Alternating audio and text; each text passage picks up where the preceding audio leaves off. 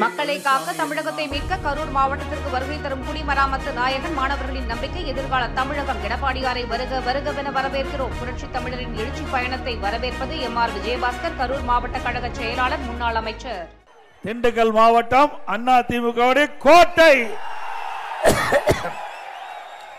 வேடசந்தூர் சட்டமன்ற தொகுதி இந்த எழுச்சியின் மூலமாக வெற்றி பெற்றுவிட்டது. திமுக ஆட்சிக்கு வந்து 4 ஆண்டு காலம் நிறைவு பெற்று 5வது ஆண்டு அடியெடுத்து வைத்திருக்கின்றது. இந்த 4 ஆண்டு காலத்தில் வேடசந்தூர் சட்டமன்ற தொகுதி மக்களுக்கு ஏதாவது ஒரு பெரிய திட்டத்தை கொண்டு வந்திருக்கிறாங்களா? இல்ல.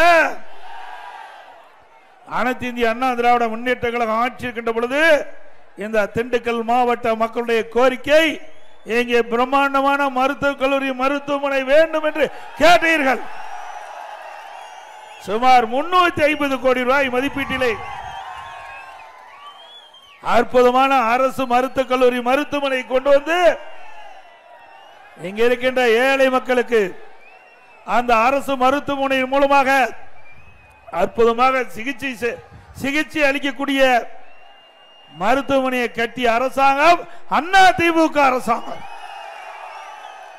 சுமார் 350 கோடி. இன்றைக்கு அனைத்து இந்திய அண்ணா திராவிட முன்னேற்ற கழகம் ஆட்சி இருக்கின்ற பொழுது இதே போல தமிழ்நாட்டில் பல மாவட்டங்களில் அந்த மாவட்ட மக்களுடைய கோரிக்கை ஏற்று ஒரே ஆண்டில் 11 அரசு மருத்துவக் கல்லூரி மருத்துவமனை கொண்டு வந்து சாதனை படைத்தோம். அம்மா இருக்கிற போது 6 அரசு மருத்துவக் கல்லூரி மருத்துவமனை. ஆக அனைத்து இந்திய அண்ணா திராவிட முன்னேற்ற கழகம் 2011-2021 வரை 10 ஆண்டு கால ஆட்சியிலே 17 அரசு மருத்துவக் கல்லூரி மருத்துவமனை கொண்டு வந்து தமிழகத்திலே ஒரு வரலாற்று சாதனை படைத்த அரசாங்கம் அதிமுக அரசாங்கம். ஆனால் திராவிட முன்னேற்ற கழகம் ஆட்சிக்கு வந்து 4 ஆண்டு நிறைவு பெற்று விட்டன. இந்த 4 ஆண்டு காலத்தில் ஒரு அரசு மருத்துவக் கல்லூரி மருத்துவமனை கூட கொண்டு வர முடியாத திராணியற்ற அரசு விடியா திமுக அரசாங்கம். நான் அடிக்கடி எல்லா கூட்டத்திலும் நான் சொல்லி வருவது, குறிப்பிட்டு வருவது, திறமையற்ற முதலமைச்சர், பொம்மை முதலமைச்சர் தமிழகத்திலே ஆளுகின்ற காரணத்தினால்தான் மக்களுக்கு தேவையான திட்டங்கள் கிடைக்கவில்லை. இதே அனைத்து இந்திய அண்ணா திராவிட முன்னேற்ற கழக அரசு மாண்பு அம்மா இருக்கின்ற பொழுதும் சரி, அம்மா மறைவுக்கு பிறகும் சரி, மக்கள் என்ன எண்ணுகின்றார்களோ அந்த எண்ணோட்டத்திற்கு தகுந்தவாறு அரசு செயல்பட்ட ஒரே அரசாங்கம் அதிமுக அரசாங்கம். இன்றைய தினம் திராவிட முன்னேற்ற கழகம் ஆட்சிக்கு வருவது சட்ட ஒழுங்கு அடியோடு சீர்குலைந்து விட்டது. எங்கே பார்த்தாலும் போதைப் பொருள் விற்பனை அமோகமா நடக்குது. இந்த ஆட்சியால கட்டுப்படுத்த முடியவில்லை. திராவிட முன்னேற்ற கழகம் ஆட்சி பொறுப்பேற்று ஒரே ஆண்டில் இந்த போதைப் பொருள் நடமாட்டம் அதிகரித்து விட்டது. இந்த அரசுக்கு எச்சரிக்கை கொடுத்தோம்.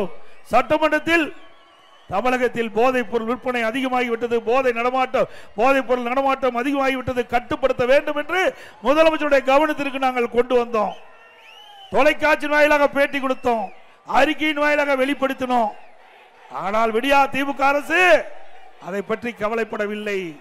இன்றைய தினம் முதலமைச்சர் தொலைக்காட்சியின் வாயிலாக கருத்தை தெரிவிக்கின்றார். இளைஞர்களே, போதையின் பாதையில் செல்லாதீர்கள் என்று நாங்கள் சொல்லுகின்ற பொழுது இந்த போதை பொருள் நடமாட்டத்தை கட்டுப்படுத்தியிருந்தால் இன்றைய தினம் இந்த செய்தியை முதலமைச்சர் வெளியிட அவசியம் ஏற்பட்டிருக்காது. ஆனால் பிரதான எதிர்க்கட்சி என்ற முறையில் நாங்கள் குறிப்பிடுவதை, நாங்கள் சொன்னதை அவள் அலட்சியமாக எடுத்துக்கொண்டதின் விளைவு இன்றைக்கு பள்ளியிலே படிக்கின்ற மாணவர்கள், இளைஞர்கள், பொதுமக்கள் இந்த போதைப் பொருளுக்கு அடிமையாகி, கஞ்சா போதைக்கு அடிமையாகி இன்றைக்கு சீரழியக்கூடிய காட்சி தமிழகத்திலே பார்க்கின்றோம். இப்படிப்பட்ட ஆட்சி தொடர வேண்டுமா? இன்றைக்கு இந்த போதை ஆசாமியால் இன்றைக்கு பெண்களுக்கு பாதுகாப்பு இல்ல, சிறுமிக்கு பாதுகாப்பு இல்ல, முதியோர் அவர்களுக்கும் பாதுகாப்பு இல்ல. இன்றைக்கு கஞ்சா போதை ஆசாமிகள் கொலை, கொள்ளை, திருட்டு, வழிப்பறிவு, பாலியல் சீண்டல் ஈடுபடுவதால் தமிழகம் தலைகீழாக இந்த ஆட்சியிலே மாறிவிட்டது. இன்றைக்கு மக்களுக்கு பாதுகாப்பு இல்லாத சூழ்நிலை, குறிப்பா பெண்களுக்கு பாதுகாப்பு இல்லாத சூழ்நிலை. இப்படிப்பட்ட ஆட்சி தொடர வேண்டுமா? ஒரு ஆவல ஆட்சி நடைபெற்றுக் கொண்டிருக்கிறது.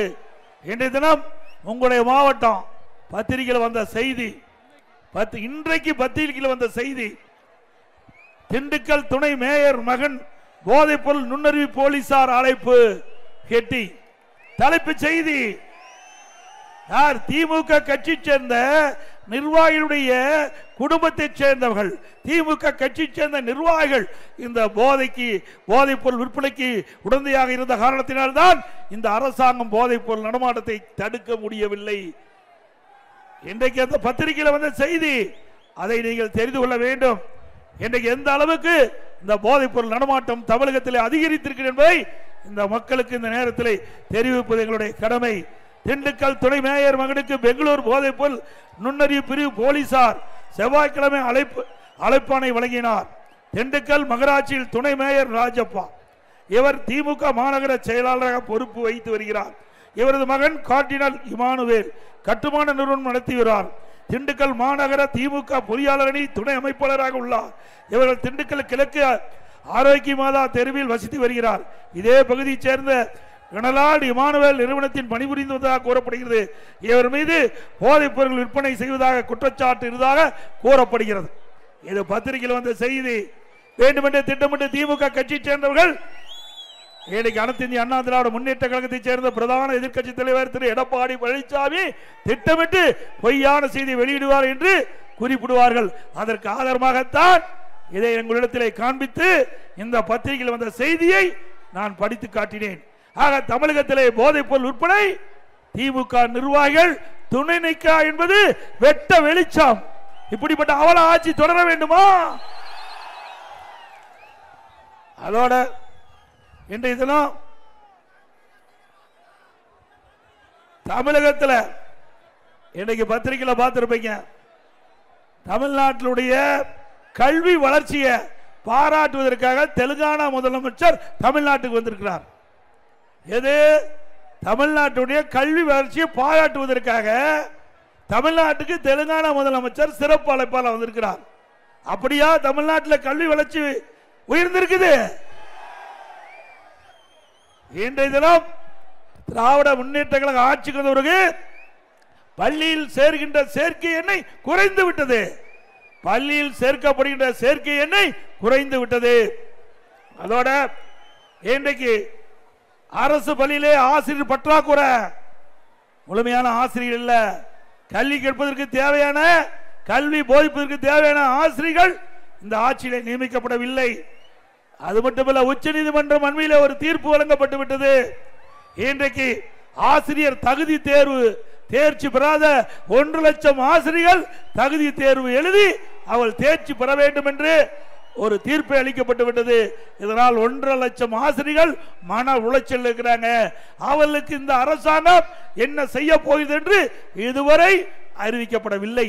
இப்படிப்பட்ட நிலையில தமிழகத்தில் கல்வி வளர்ச்சி அதிகமாக இருப்பதாக ஒரு தவறான செய்தி வெளியிட்டு இன்றைக்கு போட்டோ ஷூட் அதையெல்லாம் ஏற்படுத்தி விளம்பரமான அரசு இன்றைக்கு மக்களை ஏமாற்றி கொண்டிருக்கின்றது.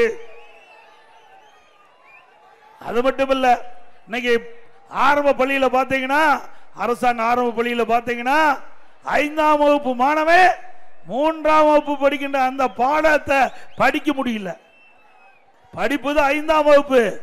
ஆனா அந்த 5ஆம் வகுப்பு மாணவன் 3ஆம் வகுப்பு பாட புத்தகத்தில் படிக்க முடியாத ஒரு சூழ்நிலை தமிழகத்தில் நிலவி கொண்டிருக்கின்றது. இப்படிப்பட்ட சூழ்நிலையில் இன்றைய முதலமைச்சர் இன்றைக்கு ஒரு நாடகத்தை அரங்கேற்றி தமிழகத்திலே கல்வி வளர்ச்சி அபரிதமாக இருப்பதை ஒரு தோற்றத்தை உருவாக்குவதற்காக இன்றைக்கு ஒரு நிகழ்ச்சியை ஏற்பாடு பண்ணியிருக்கிறார். அத்தனையும் ஒரு நாடகம் என்பதை நாட்டு மக்கள் அறிய வேண்டும். அதே போல இன்றைய தினம் நெல்லையில் ஒரு வகுப்பறையில் 2 மாணவர்கள் அரிவாளால் வெட்டிட்டாங்க. பள்ளிக்கு எதுக்கு போறாங்க? படிக்க போறாங்க. இப்ப அண்மையில் பள்ளிக்கூடத்துக்கு அரிவாளை தூக்கிட்டு போறோம். அரிவாளை தூக்கிறதுக்காக பள்ளிக்கூடம் நடத்துறாங்க. இன்றைக்கு வெட்கக்கேடான ஆட்சி. இதுக்கு தமிழகத்தில் கல்வி வளர்ச்சி அபரிதமாக இருப்பதாக ஒரு தோற்றத்தை இன்றைக்கு தமிழ்நாடு அரசு, இன்றைய முதலமைச்சர் இன்னைக்கு வெளிப்படுத்திட்டு இருக்கிறார். அத்தனையும் பொய் என்பதை இந்த நேரத்திலே தெரிவிக்க விரும்புகிறேன்.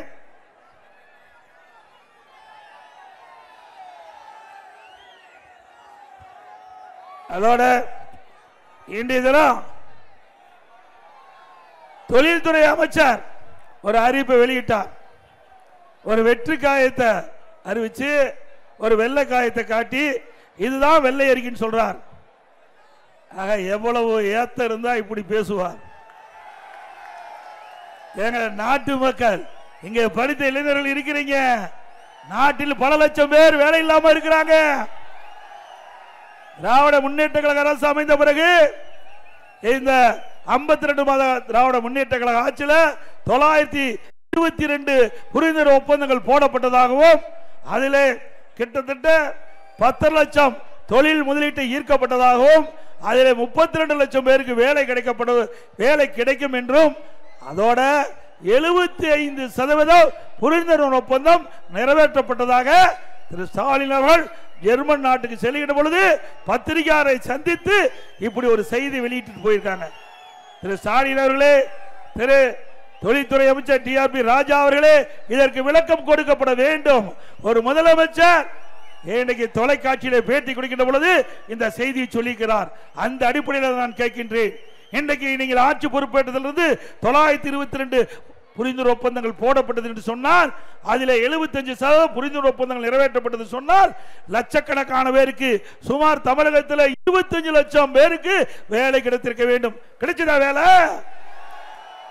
திண்டுக்கல் மாவட்டம் வேடசத்தூர்ல எத்தனை பேருக்கு வேலை கிடைச்சது?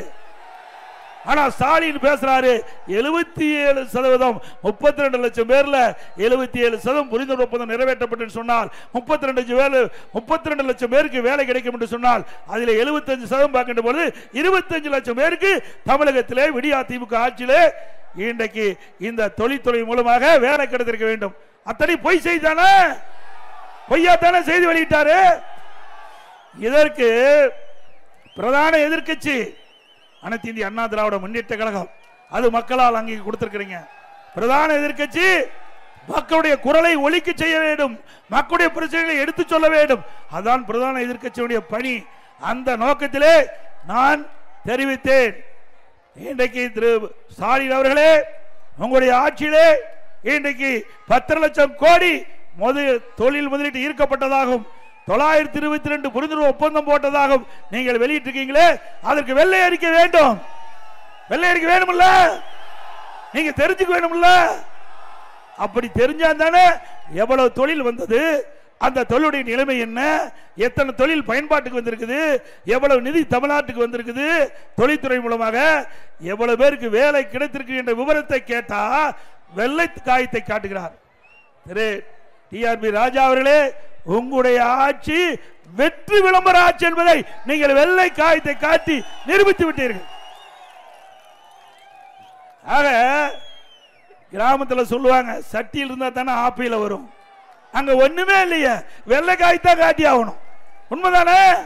இருந்தா தானே இன்னென்ன திட்டத்தை, இன்னென்ன தொழிற்சாலை கொண்டு வந்தோம், இன்னென்ன தொழிற்சாலை இந்த நிலையில இருக்குது, இந்த தொழிற்சாலை பயன்பாட்டுக்கு வந்திருக்குது, அதனால இவ்வளவு பேருக்கு வேலை கிடைத்திருக்கு உண்மை செய்தியை இன்றைக்கு பத்திரிகையின் வாயிலாக, வெள்ளை அறிக்கையின் வாயிலாக வெளியிட்டு இருப்பாங்க. ஆனா இந்த ஆட்சியில அத்தனையும் பொய்யை தவிர்த்து வேற எதுவுமே இந்த ஆட்சியில பார்க்க முடியாது. அது மட்டுமல்ல, ஒரு புள்ளி விவரத்தை இந்த நேரத்தில் குறிப்பிட ஆக வேண்டும். இன்னைக்கு தொழிற்சாலையுடைய எண்ணிக்கை தமிழ்நாட்டில் பர்சன்டேஜ் 2019-20 ஒர்க்கர் கவுண்ட் பர்சன்டேஜ் 16.91%. அதே 2023-24 திமுக ஆட்சியில் 15.95%. அண்ணா திமுக ஆட்சியில் 2019-20 ஒர்க்கர் கவுண்ட் பர்சன்டேஜ் 16.91%. திமுக ஆட்சியில் 2023-24 அதோடைய பர்சன்டேஜ் 15.95%, குறைஞ்சுதான் இருக்குது. அதே போல 2019-20 ஃபேக்டரி கரண்ட் பர்சன்டேஜ் 15.75%. அதே போல 2023-24 ஃபேக்டரி கரண்ட் பர்சன்டேஜ் 15.42%.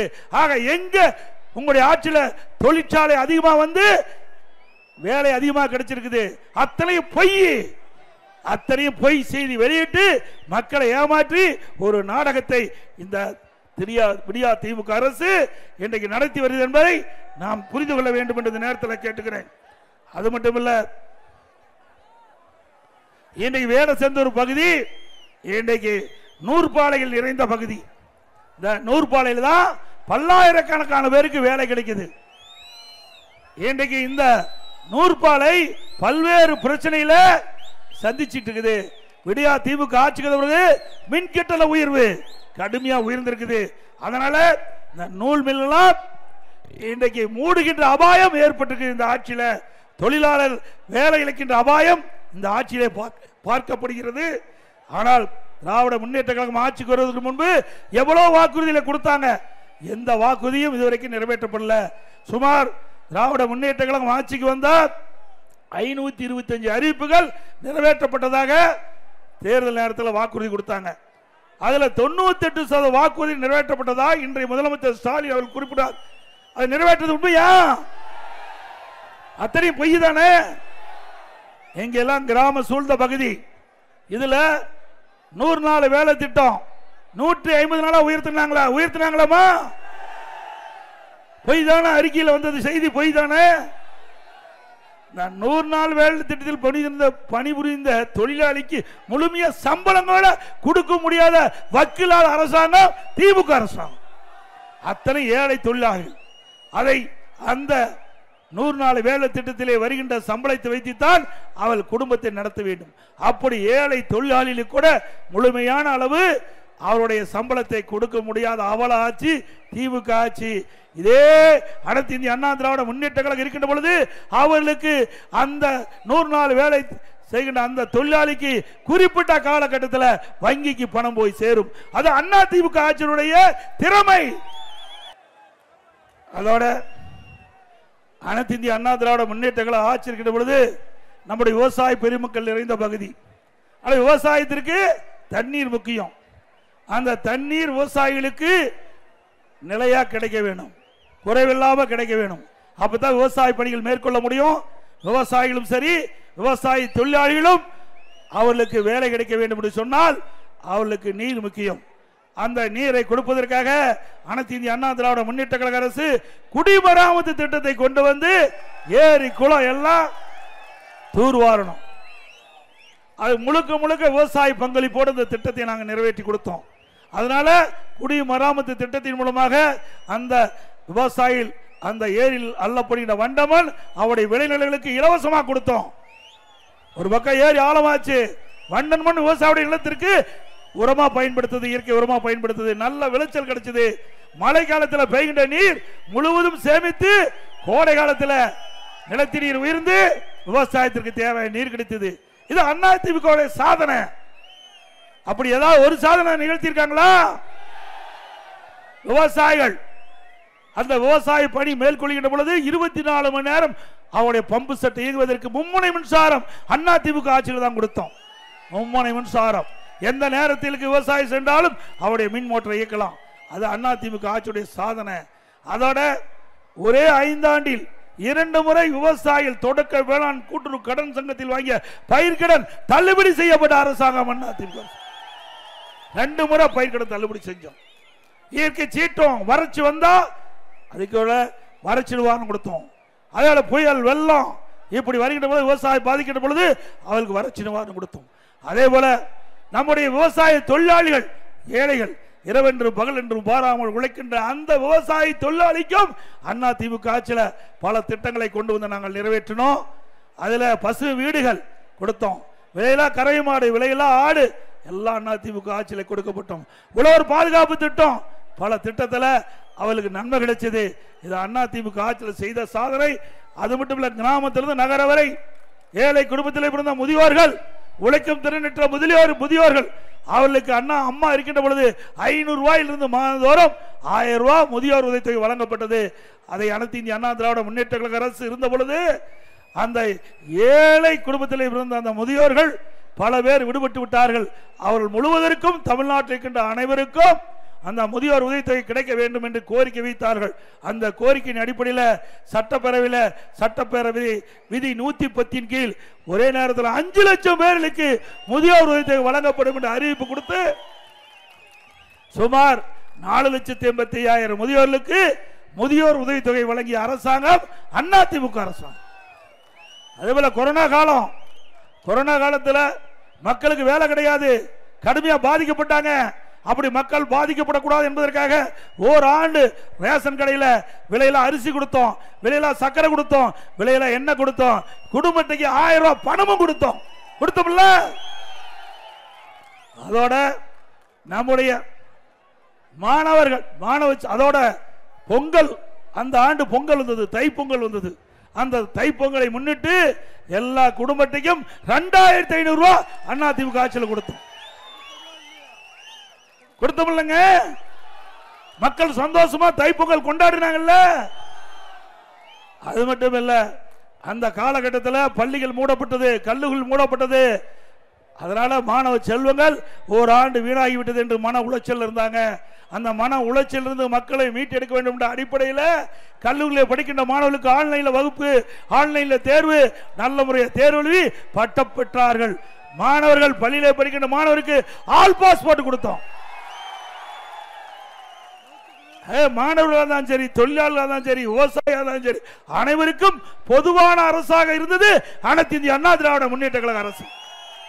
தம்பி அந்த கொடி கீழே பிடிப்பா, பிஜேபி கொடி கீழே இருக்குங்கப்பா தம்பி, கீழே இருக்கு. புலிக்கொடி 2 இறக்குப்பா, லைவ்ல எடுத்துட்டு இருக்காங்க, 2 இறக்கு.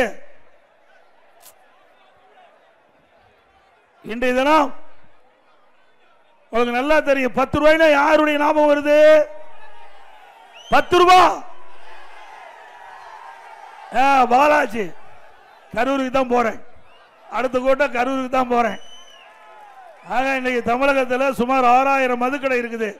ஒரு மதுக்கடையில் ஒரு பாட்டிலுக்கு 10 ரூபா அதிகமாக வாங்குறாங்கல்ல. இப்படி 52 மாதம் திராவிட முன்னேற்ற கழக ஆட்சியில் மதுக்கடையில் ஒரு பாட்டிலுக்கு 10 ரூபா அதிகம் வாங்குறதுனால ஒரு மாசத்துக்கு ஒரு நாளைக்கு 1.5 கோடி பாட்டில் டாஸ்மாக் கடையில் விற்குது. அப்படி 10 ரூபா ஒரு பாட்டிலுக்கு வாங்குறதுனால ஒரு நாளைக்கு 15 கோடி இன்றைக்கு மேலிடத்துக்கு போயிட்டு இருக்குது. 15 கோடி ஒரு மாசத்துக்கு 450 கோடி, வருஷத்துக்கு கிட்டத்தட்ட 5400 கோடி. 4 ஆண்டுல கிட்டத்தட்ட 22,000 கோடி இந்த டாஸ்மாக் கடையிலிருந்து மேலிடத்துக்கு போயிருது. இப்படி ஊழல் அரசாங்கம் தொடர வேண்டுமா? சிந்திச்சு பாருங்க. ஒரு 10 ரூபா வாங்கினதுல இவ்வளவு கொள்ளையடிக்கிறாங்க. அப்புறம் பத்திரப்பதிவுக்கு போனீங்களா உடனே பதிவு செய்ய மாட்டாங்க. அதுக்கு ஒரு ரேட், எவ்வளவு தொகை ரிஜிஸ்டர் பண்றாங்களோ அதுக்கு தகுந்த மாதிரி கமிஷன். இன்னைக்கு ஒரு 50 லட்சம் ரூபாய்க்கு நீங்க போய் ஒரு சொத்து வாங்கினா அதுக்கு 10% 5 லட்சம் ரூபாய் அங்க சம்பந்தப்பட்டவர்களுக்கு வழங்கப்பட வேண்டும். நடக்குதில்ல? உண்மைதானே? அதே போல இன்றைக்கு பேரூராட்சி, நகராட்சி தமிழ்நாட்டில் எல்லா பகுதியிலும் மின் கட்டணம் கடுமையா உயர்ந்து போச்சு. இன்றைக்கு அண்ணா திமுக ஆட்சியில் மின் கட்டணம் எப்படி, திமுக ஆட்சியில் மின் கட்டணம் என்ன என்பதை நீங்கள் எண்ணி பார்த்தாவே புரிஞ்சுக்குவீங்க. திமுக ஆட்சி வந்த பிறகு 67% மின் கட்டணம் உயர்ந்து போச்சு. 67% மின் கட்டணம் உயர்ந்து போச்சு. இந்த பேரூராட்சி, நகராட்சி பகுதியெல்லாம் இன்றைக்கு குடிநீருக்கு வரி, குப்பைக்கு வரி, வீட்டு வரி 100% உயர்ந்து போச்சு. கடை வரி 150% உயர்ந்து போச்சு. இவ்வளவு வரி உயர்வும் திமுக ஆட்சியில் தான் இருந்தது என்பதை நீங்க எண்ணி பார்க்க வேண்டும். இந்த பகுதியெல்லாம் தொழிலாளி நிறைந்த பகுதி. அந்த தொழிலாளிகள் இன்றைக்கு பல்வேறு பிரச்சனைகளை சிரமப்பட்டுக் கொண்டிருக்கிறாங்க. விலைவாசி விண்ணை முட்டுகின்ற அளவுக்கு உயர்ந்து போச்சு. நீங்க பார்த்தீங்கன்னா இந்த புள்ளி விவரத்தை பார்த்தாலே உங்களுக்கு தெரியும். ஒரு அரசாங்கம் அமைக்கப்பட்டால் குறிப்பா ஏழை மக்களை காப்பாற்ற வேண்டும். ஏழை மக்களுக்கு எப்பொழுது பிரச்சனை இருக்கிறதோ அந்த பிரச்சனையை அதை தீர்க்க வேண்டும். அதுதான் ஒரு நல்ல அரசாங்கத்துக்கு அடையாளம். ஆனா திமுக ஆட்சியில் அப்படி இல்லை. இன்றைக்கு விண்ணை முட்டுகின்ற அளவுக்கு விலைவாசி உயர்ந்து போச்சு. இதை பற்றிலாம் இந்த அரசு கவலைப்படல. இதுக்கு உதாரணம், அண்ணா திமுக ஆட்சியில் பச்சரிசி, சாப்பாட்டு அரிசி 1 கிலோ 50 ரூபாய்க்கு வித்தது. திமுக ஆட்சியில் 77 ரூபாய்க்கு விற்குது. 1 கிலோ 27 ரூபாய் அதிகம். பொன்னி புழுங்கல் அரிசி 1 கிலோ அண்ணா திமுக ஆட்சியில் 50 ரூபா, திமுக ஆட்சியில் 72 ரூபா, 22 ரூபா அதிகம். இட்லி புழுங்கல் அரிசி 1 கிலோ அண்ணா திமுக ஆட்சியில் 30 ரூபா, திமுக ஆட்சியில் 48. கடல் எண்ணெய் 1 கிலோ அண்ணா திமுக ஆட்சியில் 130, திமுக ஆட்சியில் 190, 1 கிலோ 60 ரூபா கடல் எண்ணெய் அதிக விலை. நல்லெண்ணெய் 1 கிலோ 250 ரூபா அண்ணா திமுக ஆட்சியில், திமுக ஆட்சியில் 400 ரூபா அதிகமாக 150 ரூபா திமுக ஆட்சியில் உயர்ந்திருக்குது. துவரம் பருப்பு 1 கிலோ அண்ணா திமுக ஆட்சியில் 74 ரூபா, திமுக ஆட்சியில் 130 ரூபா. 1 கிலோ துவரம் பருப்பு திமுக ஆட்சியில் 56 ரூபா அதிகம். உளுத்தம் பருப்பு 1 கிலோ அண்ணா திமுக ஆட்சியில் 79 ரூபா, திமுக ஆட்சியில் 120 ரூபா. 1 கிலோ 41 ரூபா அதிகம். அப்புறம் மற்றதெல்லாம் பொருள் மளிகை சாமான்கள் அத்தனையும் 40% உயர்வு. இப்படி விலை உயர்வால் ஏழை மக்கள் பாதிக்கிறாங்க. அதை விலை குறைப்புக்கு எந்த அரசு ஏதாவது நடவடிக்கை எடுத்திருக்குதா? இதே அனைத்து இந்திய அண்ணா திராவிட முன்னேற்ற கழக ஆட்சி இருக்கின்ற பொழுது, இப்படி உணவுப் பொருள் விலை உயர்கின்ற பொழுது, எந்த உணவுப் பொருள் விலை அதிகமாக விற்கிதோ அந்த உணவுப் பொருள் எந்த மாநிலத்தில் விலை குறைவாக இருக்கிறதோ அங்க போய் கூட்டுறவுத்துறை மூலமாக கொள்முதல் செஞ்சு வந்து தமிழ்நாட்டுக்கு விற்பனை செஞ்சு அந்த விலை உயர்வை சரி செய்வோம். இது அதிமுக ஆட்சியுடைய நிலை. அது மட்டுமல்ல, விலை கட்டுப்பாட்டு நிதி என்று 100 கோடி கூட்டுறவுத்துறைக்கு வழங்கணும். இந்த 100 கோடி வைத்து அனைத்து இந்திய அண்ணா திராவிட முன்னேற்ற கழக ஆட்சியில் இந்த உணவுப் பொருள் விலை ஏற்ற பொழுது அதை கட்டுப்படுத்திய அரசாங்கம் அதிமுக அரசாங்கம். ஏழைகளை பாதுகாத்த அரசாங்கம் அதிமுக அரசாங்கம். அது மட்டும் இல்லாம இங்க ஏழை மக்கள் அதிகமாக வசிக்கிறீங்க. விவசாய தொழிலாளி, தாழ்த்தப்பட்ட மக்கள், இவர்களுக்கு ஏற்கனவே அவள் குடியிருக்கிற வீடு குடிசை வீடா இருக்கும். பல பேருக்கு வீட்டு மனையே இல்லாம இருக்கும்.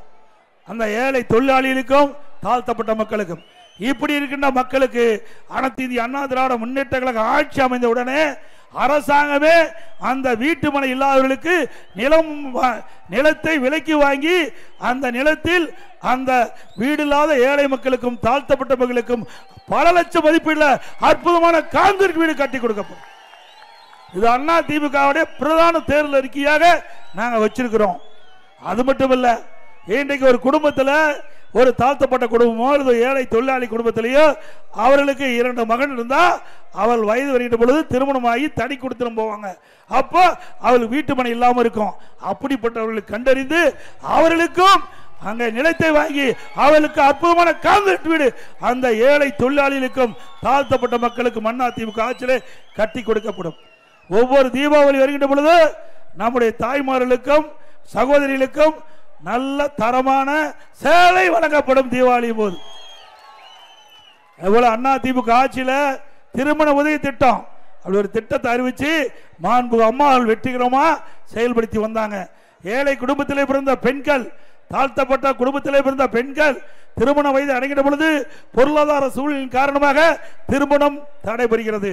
இதை மாண்பு அம்மா அவர்கள் அறிந்து அந்த ஏழை குடும்பத்தில் பிறந்த பெண்ணுக்கு உரிய நேரத்தில் திருமணம் நடைபெற வேண்டும் என்பதற்காக திருமண உதவி திட்டம் 25,000 50,000 கொடுத்தோம். தாலிக்கு தங்க 1 சவரன் இன்னைக்கு 83,000 ரூபாய். விடியா திமுக அரசு நிறுத்தப்பட்டு விட்டது. தமிழ்நாட்டில் அண்ணா திமுக ஆட்சி தாண்டு அதுல 12 லட்சம் பேருக்கு திருமண உதவி திட்டத்தின் கீழ் திருமண உதவி தொகை தாலிக்கு தங்கம் வழங்கிய அரசாங்கம் அண்ணா திமுக அரசாங்கம். மீண்டும் அண்ணா திமுக ஆட்சி உங்களுடைய பேர் ஆதரவால் அடுத்த ஆண்டு சட்டமன்ற தேர்தலில் வெற்றி பெற்று ஆட்சி அமைந்தவுடன் மாண்பு அம்மாவுடைய கனவு திட்டமான அந்த பகுதியை தேர்ந்தெடுத்து அங்க ஒரு அம்மா மினி கிளினிக் கொண்டாந்தோம். அந்த அம்மா மினி கிளினிக்ல ஒரு எம்பிபிஎஸ் டாக்டர், ஒரு செவிலியர், ஒரு மருத்துவ உதவியாளர் நியமிக்கப்பட்டு அந்த பகுதியில் ஏழை மக்கள் ஏதாவது நோய்வாய்ப்பட்டால் அந்த அங்க இருக்கின்ற அம்மா மினி கிளினிக் சென்று சிகிச்சை பெறலாம். அது இந்த விடியா திமுக ஆட்சிக்கு பிறகு அரசியல் கால் புரட்சியின் காரணமா அது அம்மா மினி கிளினிக் திட்டத்தை ரத்து பண்ணியிருக்கிறாங்க. இந்த வேடசந்தூர் சட்டமன்ற தொகுதியில் மட்டும் தமிழகத்திலே எங்கும் இல்லாத அளவுக்கு 18 அம்மா மினி கிளினிக் கொடுத்திருக்கோம். 18 அம்மா மினி கிளினிக் ஒரு சட்டமன்ற தொகுதியில்.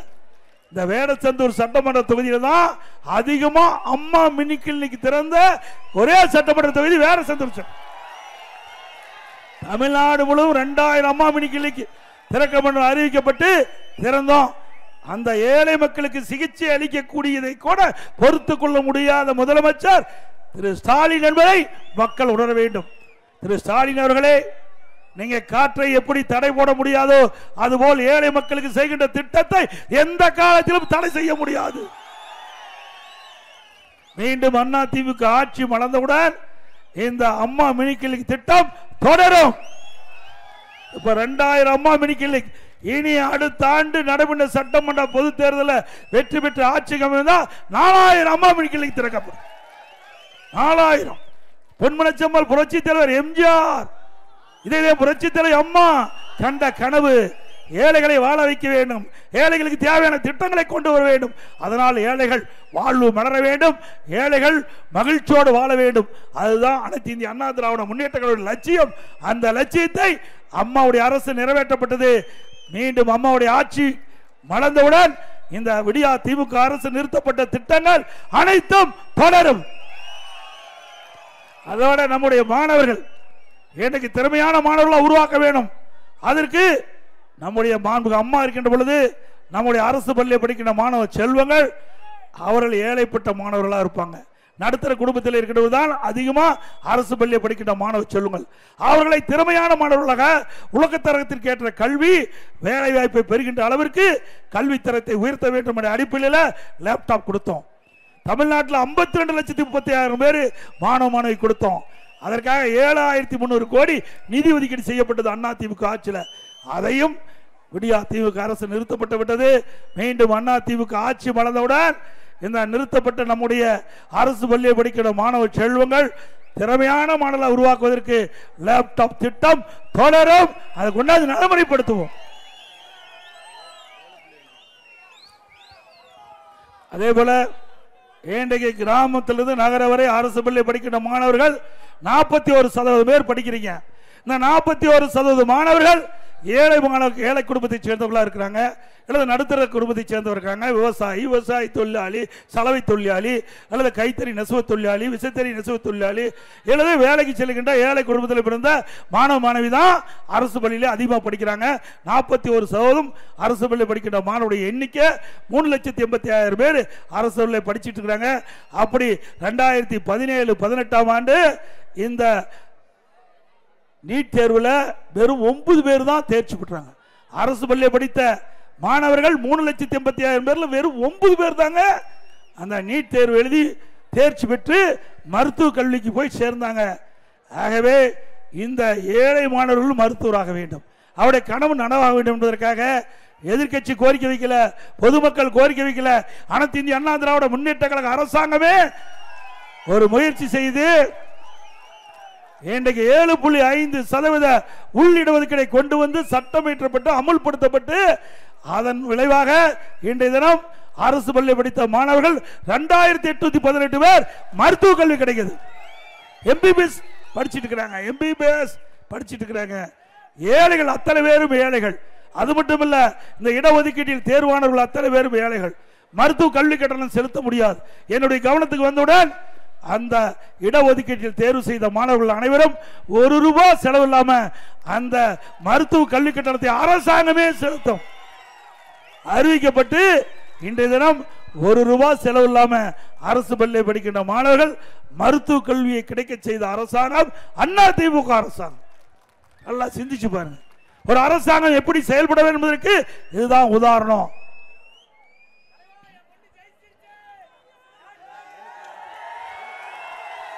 பாருங்க, 7.5 ஒரு சாதாரண குடும்பத்தை சேர்ந்த ஒருவர் இங்கேயே குரல் கொடுத்துட்டார். இதுதான் அதிமுக அரசாங்கம். பூசாரி அவருடைய நன்றிப்பா. அது மட்டும் இல்ல, இப்ப உங்களுடன் ஸ்டாலின் ஒரு விளம்பரத்தை அடிச்சு இப்ப ஊரா வந்திருப்பாங்க நினைக்கிறேன். வந்தாங்களா? பேரூராட்சி நகராட்சியெல்லாம் வந்தான்னு சொன்னாங்க. இதுல 46 பிரச்சனை இருப்பதாக இந்த விளம்பரத்தாரில் அச்சிட்டு வெளியிட்டுக்கிறாங்க. இந்த 46 பிரச்சனைகளை உங்களுக்கு எந்த பிரச்சனை இருக்கிறதோ அந்த பிரச்சனையை மனுவா எழுதி சம்பந்தப்பட்ட உங்க வீடு வீடா வந்து விசாரிக்கின்ற அலுவலர்கிட்ட கொடுத்தீங்களா, அந்த அலுவலர் கொண்டு போய் அந்த மனுவை சம்பந்தப்பட்ட துறைக்கு அனுப்பி தீர்வு வழங்கலாம். இது நடக்குமா? அத்தனையும் நாடகம். இதையெல்லாம் அடுத்த ஆண்டு நடைபெறுகின்ற சட்டமன்ற பொது தேர்தலில் உங்களை ஏமாற்றி உங்களுடைய வாக்குகளை பெறுவதற்காக திரு ஸ்டாலின் மாடல் அரசு இப்படிப்பட்ட ஒரு நாடகத்தை அரங்கேறியிருக்கிறது. இதே போலதான் நான் முதலமைச்சர் அந்த பொழுது ஸ்டாலின் அவர்கள் எதிர்க்கட்சி தலைவராக இருந்தார். அப்ப ஊர் ஊரா போனாங்க. இங்க இருக்கிற திரு அண்ணா ஐ பெரியசாமி அவர்களும் திரு சக்கரபாணி அவர்களும் ஊர் ஊரா போனாங்க. அப்ப எம்எல்ஏ இருந்தாங்க. ஊர் ஊரா போய் அங்க ஒரு பெட்ஷீட்டை விரிச்சு போட்டு அதுல உதயநிதி ஸ்டாலின் அங்க மேடையில் வந்துட்டாரு. பாவம் ஐ பெரியசாமி மூளையில குறை வச்சுட்டாங்க. நான் பாருங்க, உண்மையா நான் பார்த்தேன், பத்திரிகையில் பார்த்தேன், தொலைக்காட்சியில் பார்த்தேன். அவர் ஒரு மூலையில் குறை வச்சுட்டு உதயநிதி ஸ்டாலின் அந்த கூட்டத்தை நடத்துறாரு. அங்கே இருக்கிற மக்கள், அந்த ஊர் மக்களை எல்லாம் அழைச்சி ஒரு பெட்ஷீட்டை போட்டு அமர வச்சு, உங்களுக்கு என்ன பிரச்சனை இருக்குது, அந்த பிரச்சனை இருந்தால் சொந்த பிரச்சனை இருந்தாலும் சரி, ஊர் பிரச்சனை இருந்தாலும் சரி, ஒரு மனுவில் எழுதி நான் கொண்டு வந்த பெட்டியில் போடுங்க. அந்த பெட்டியை பூட்டி சீலை வச்சு பத்திரமா நாங்கள் வீட்டில் எடுத்துக்கொண்டு வச்சிருந்து திமுக ஆட்சிக்கு பிறகு சீலை உடைச்சு பெட்டியை தீர்ந்து உங்களுடைய மனுவை எடுத்து படிச்சு பார்த்து தீர்வு கணங்குறாங்க. தீர்வு வேண்டாங்களா? அப்படி தீர்வு கண்டிருந்தா எதுக்கு 46 பிரச்சனையை நீ இருக்குன்னு நீங்க கண்டுபிடிச்சிருக்கீங்க?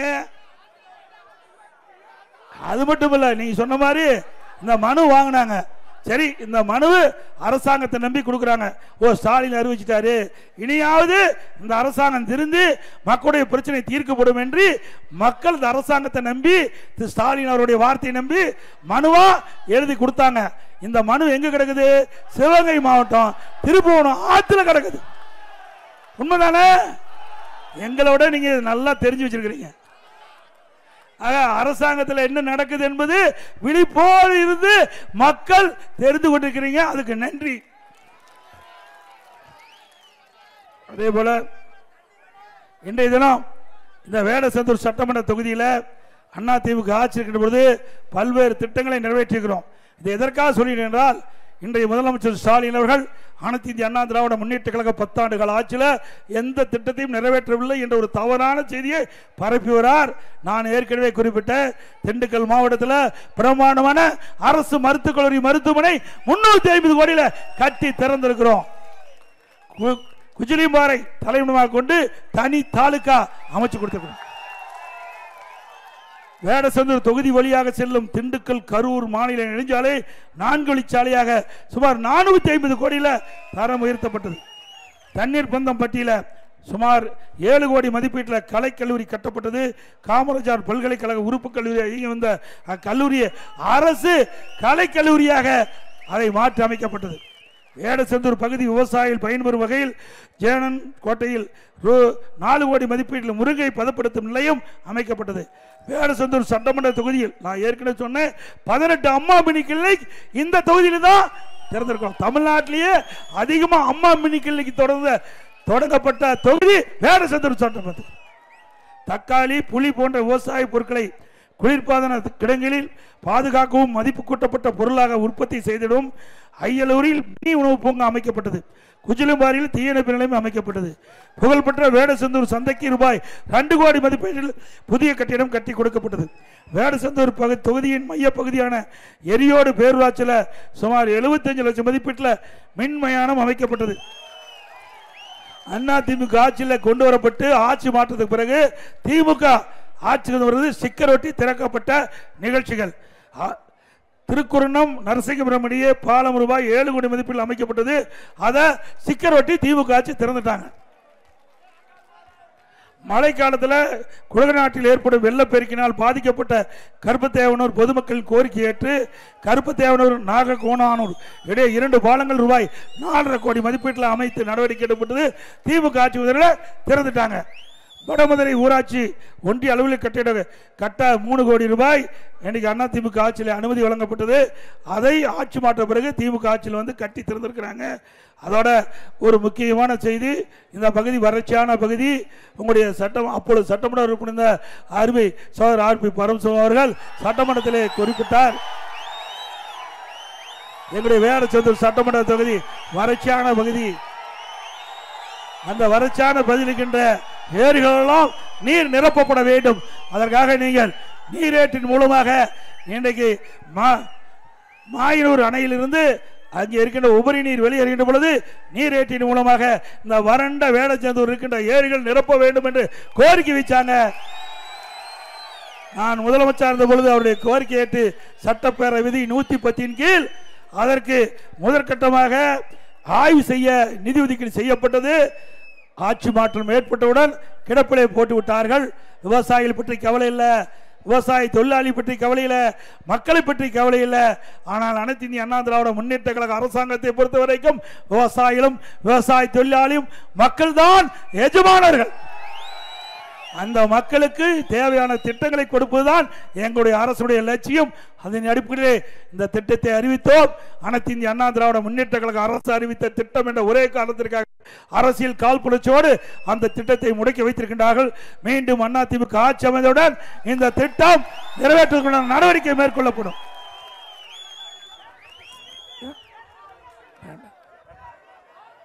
அதேபோல குஜிலியம்பாறை ஆரம்ப சுகாதார நிலையத்தை தரம் உயர்த்தி தாலுகா மருத்துவமனையாக மாற்றுவோம் என வாக்குறுதி அளித்தாங்க. திமுக ஆட்சியில் வாக்குறுதி அளித்தாங்க, நிறைவேற்றல. அண்ணா திமுக ஆட்சி வந்தவர்கள் அந்த வாக்குறுதி நிறைவேற்றப்படும். வடமதில் புதிதாக பேருந்து நிலையம் அமைப்பதாக சொன்னாங்க, இன்று வரை அதை நிறைவேற்றல. இதெல்லாம் திமுக ஆட்சியில் கொடுக்கப்பட்ட வாக்குறுதி. அவர்கள் நிறைவேற்றவிட்டாலும் அண்ணா திமுக ஆட்சி வந்தவர்கள் உங்களுடைய கோரிக்கை நிறைவேற்றப்படும். அந்த பேருந்து நிலையம் அமைத்துக் கொடுக்கப்படும்.